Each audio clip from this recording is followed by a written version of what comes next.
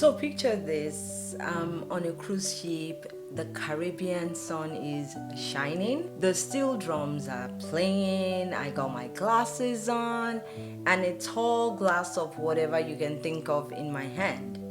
Life is good. We're docking in St. Thomas and everyone is rushing to grab their beach bag, ready for an adventure. And as I was standing there soaking in that gorgeous water, I hear a deep metal sound.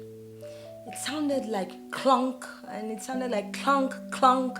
So I looked over the side of the ship and see the anchor dropping. And right there, in the middle of the laughter, music, and chaos, something hits me. I thought to myself, so this entire ship, thousands of tons of steels, hundreds of people, restaurant, pool, and all this fun and freedom is being held steady by one anchor? I looked at the anchor. It's not even flashy, it's not loud, it's not even visible once it sinks. But it's the one thing that keeps the ship from drifting away. And I remember thinking, wow, this is exactly how marriage works. You can have fun, you can have laughter, and all the best intentions. But my friend, if you're not anchored, you will drift. You will drift. Now, for those of you who don't know me, I'm Lola Agosu. I'm an ICF-certified coach who helps couples and individuals build a stronger, deeper, and more meaningful relationship. Now, I specialize in relationships and transformational coaching. And honestly, I love helping people reconnect, not just with one another, but with who they are called to be. And that day, watching that anchor drop, I realized that's exactly what I help people do. I help them find what keeps them steady when life starts to pull them apart. Here's one thing about drifting. It's very sneaky. You don't even feel it when it's happening. And that's how most marriages drift.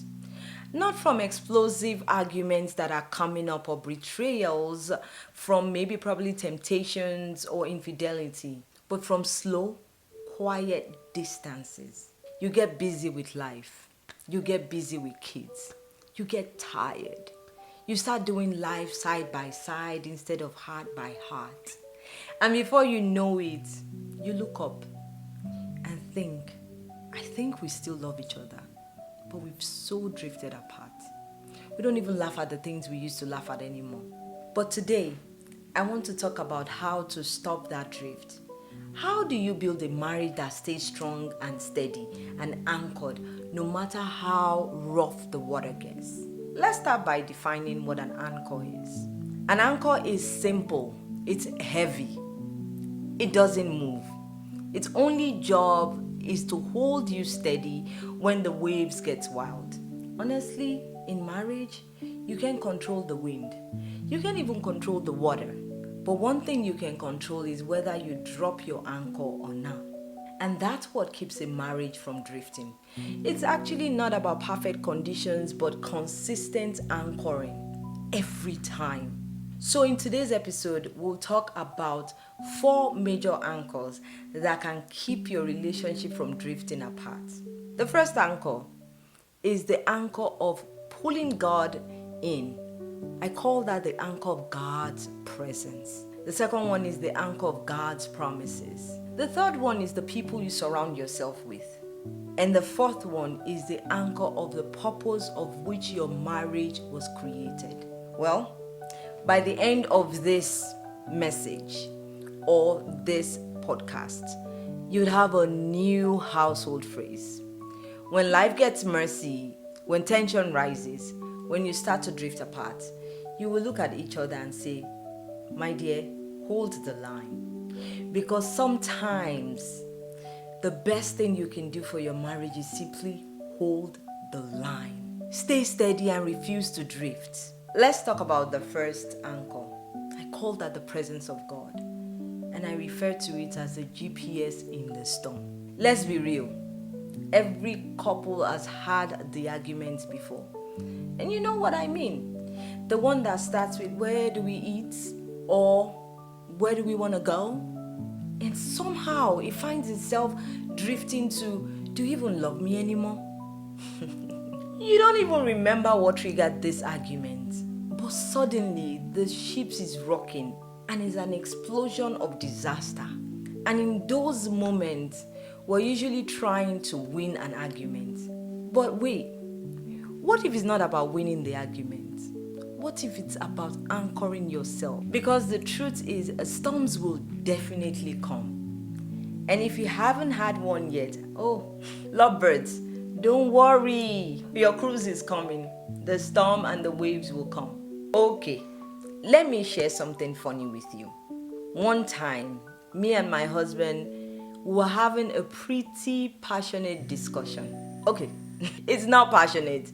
It was a full-blown argument, and I wanted to win that argument.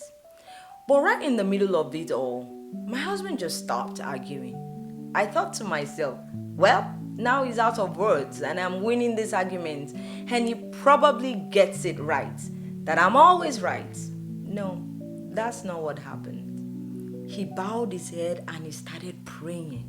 And just like that, that argument was over.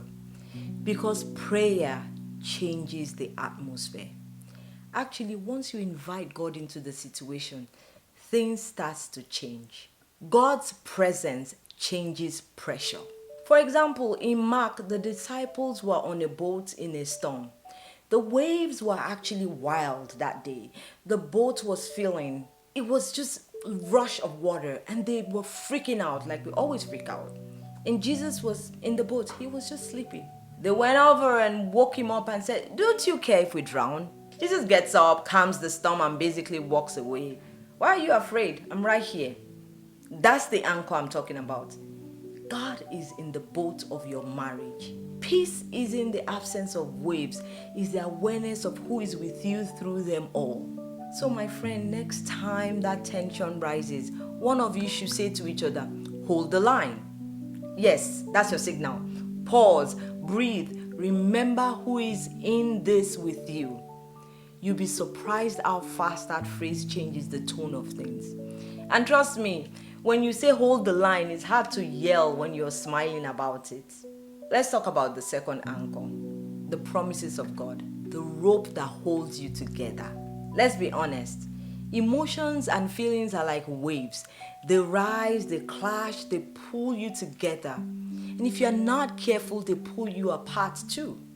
1 minute, you're gazing into your spouse's eyes thinking, oh, I married my soulmate. And then the next minute, they're breathing too loud and you're like, God, help me to stay one more time with this guy. That's why we need something stronger than feelings. When things don't go right, we need God's promises. When you said for better, for worse, that wasn't poetry, my friend. That was prophecy. That's a calling to stand and hold the line when the storms shift. Because storms will always show up eventually. It might even look like stress, illnesses, exhaustion, parenting chaos, or infidelity, lack of money. That's when you grab hold of the rope. Those truths that don't move no matter how hard the waves hit. What am I really talking about? I'm talking about an anchor Bible verse. For example, I will never leave you nor forsake you. Love never fails. God that has begun a good work in you will complete it. Those are not just cute verses, they are anchors, my friend. You and your spouse need an anchor verse, a promise you hold on to when life gets real. The best time to prepare for your promise verse is before the storm hits.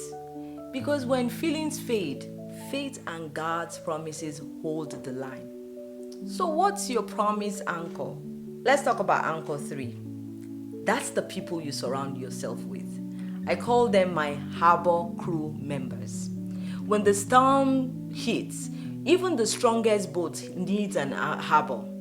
When sailors come back from rough waters, they don't fix their ships alone.